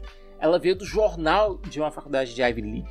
E esses lugares, eles não mudam, gente. Eles são instituições. Infelizmente, ainda existe um preconceito muito grande de que uma mulher ela tem que ser ou bonita ou inteligente. Então, que se ela se importasse muito com o visual dela, ela poderia ser considerada fútil, ela seria levada menos a sério. Então, tem tudo isso também. Acho que tinha que ser realmente um meio tradicional. Poderia, inclusive, ser Hollywood, tá? Exatamente. Porque é uma indústria tradicional e que a gente sabe que tem práticas de trabalho extremamente abusivas. Existe uma série aqui comentada já, Entourage, a gente vê o personagem do Ari Gold, que é um agente, é exatamente isso, ele trabalha 24/7. Não, inclusive, se a gente for pra esse tipo de raciocínio, a Andy poderia ser uma atriz com um treinamento clássico em Nova York, do cenário de mais de peças, indo pra Los Angeles e pegando um esquema completamente diferente. É The Idea of You, a ideia de você, que é o filme que ela foi fazer. Nossa, mas é muito fútil. Eu sei que ser bonito e ser inteligente é muito difícil. Eu sofro sempre com isso e é difícil. Eu vejo Júlia sofrendo com isso, gente. Eu amo a humildade, gente, sobre isso. A humildade Fechamos incrível. aqui mais um Rapadura Cast, falamos sobre Diabo Veste Prada. Você pode deixar a sua opinião aí. Tem múltiplos espaços abertos para você opinar. Agradecer a Kátia por essa participação eu maravilhosa. Eu agradeço, nem acredito que me chamaram. Saiu da geladeira, né? Saí da... Obrigada, Júlia, por me tirar da geladeira. Eu tava com muito frio há muito tempo, A Kátia invernal. Deus. Nossa, eu sou totalmente a Kátia invernal. Totalmente, em breve que coisa estaremos triste. falando de One Piece, hein? O prometido podcast One Piece, a continuação lá do Vocês me chamem quando forem falar de The One Piece, tá? Mas você pode ouvir a Kátia no Vortex. Sim, da Kátia escutem o aí, Vortex. Toda semana, ela e o Odeio. Sim, quarta-feira tem Vortex. Ali entre 4 e 5 horas da tarde. Complicado dizer horários, porque eu sou uma pessoa responsável e irresponsável, né? Depende do fuso horário. Também vivendo no limite. Depende do fuso horário. É que é 4 horas em algum lugar do mundo. Então, no final das contas, a gente tá sempre na hora. E a gente fala de notícias aleatórias e é um podcast bem menos culto, né, do que o Rapadura. Porque às vezes a gente também tem que falar de coisa leve. E que quando quando eu preciso ser inteligente e profunda, estou no Rapadura Cast. Olha! Olha aí! Olha só. No Nerdcast não, viu? Nerdcast não. Olha que desgraçado. Mas, Kátia, obrigado pelo Vortex, que ele me faz rir muito. Às vezes eu preciso. Eu amo que vocês escutam o Vortex. Eu amo. Eu sou fangirl do Vortex. Vocês não estão entendendo. Você, gente, eu tenho o bottom do Vortex, que eu peguei na CCXP, eu fui atrás do Guilherme pra pegar o bottom do Vortex. As pessoas conhecem o Odeio como Odeio, né? Muito massa isso, porque a gente era o nick de LOL dele, que a gente jogava com ele. E aí que ficou... é um nick perfeito. É absolutamente perfeito. Já contou essa história no Não, podcast? a gente ainda não revelou o que ele odeia, inclusive. É segredo, por enquanto. Caraca, então eu não vou falar, porque é segredo. O nick dele era revolta pela profissão. Gente, segue o Rapadura no @Rapadura lá no Twitter, ou no @Cinema com Rapadura no Instagram. Você que tá acompanhando em vídeo, tem vídeo no YouTube, tem vídeo no Spotify. Fica à vontade aí, o importante é que você acompanha, tá escutando apenas, não tem problema. Se você é do áudio, não tem problema aqui, o vídeo é pra acrescentar, não é pra tirar nada, né? Assim como o próprio Sala VIP que a gente faz, patreon.com/RapaduraCast, toda semana é um podcast a mais. Tem esse daqui, que você tá ouvindo, e tem um podcast a mais. Se você gosta disso aqui, talvez você vá gostar de ouvir e escutar. Aliás, ouvir e escutar não, né? Ouvir e assistir o Sala VIP lá do Rapadura Cast. Nosso podcast Agora, exclusivo. Juras, eu vou dizer aqui uma coisa. Os nossos ouvintes, ou nossa audiência, fica melhor, que acabou de escutar esse Rapadura Cast, se quiser ter uma experiência maior, eu recomendo que escute, e esse é só escutar mesmo, quem só fez em áudio, o Sala VIP de Whiplash. Pra mim Cara, eu pensei tanto no Whiplash enquanto a gente falava aqui da Miranda. O personagem do J.K. Simmons é muito grande. A dobradinha da semana desse podcast aqui, esse aqui é o aberto pra todo mundo. E no Sala VIP a gente tá falando sobre questão de tempo. Então outro filmaço! Nossa, filme de chorar. Né? Muito bem, eu gente, amo esse é filme. isso. Eu amo esse filme. Patreon.com/RapaduraCast. É isso, nos encontramos na próxima semana. Tchau!